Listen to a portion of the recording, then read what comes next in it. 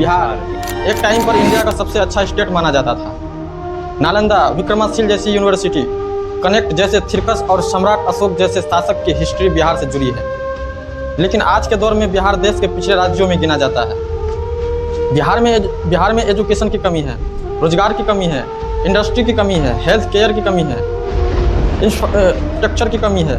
ये सारी कमियां मिलकर बिहार को आज देश के सबसे पिछड़े राज्यों में रखती है। लेकिन यह कमियां आखिर है 13 करोड़ लोगों की आबादी वाला बिहार क्यों आज महाराष्ट्र, यूपी और गुजरात से कई गुना पीछे है। तो इसमें मैं आपको बताऊंगा कि वो क्या रीजन है जिसकी वजह से बिहार भारत के सबसे गरीब राज्यों में गिना जाता है।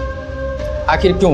1947 में जब देश आज़ाद हुआ था, बिहार खेती और संस्कृति का सेंटर था। लेकिन उधर पंजाब, महाराष्ट्र और बाकी बड़े बड़े स्टेटों में इंडस्ट्री लग रही थी और उधर बिहार खेती तक सीमित रह गया। कार फैक्ट्रीज, स्टील प्लांट और बड़े बड़े प्रोजेक्ट 2 राज्यों में चले गए और उस समय बिहार को इग्नोर कर दिया।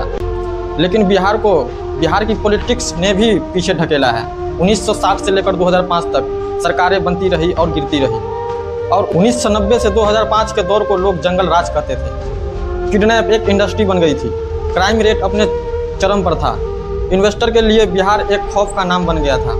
आप ही सोचिए, जब एक राज्य में लॉ एंड ऑर्डर ही ना हो तो कोई बिजनेस वहाँ कैसे चलेगा और कोई बिजनेसमैन वहाँ क्यों इन्वेस्ट करेगा। लेकिन क्या आप जानते हैं, बिहार को कभी पैसों की कमी थी ही नहीं। मसला तो पैसों का मिसयूज करने का था।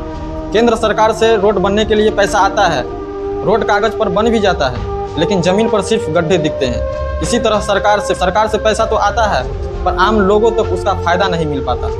अब आप सोच सकते हैं कि बिहार में करप्शन किस लेवल का था, तो बिहार कैसे आगे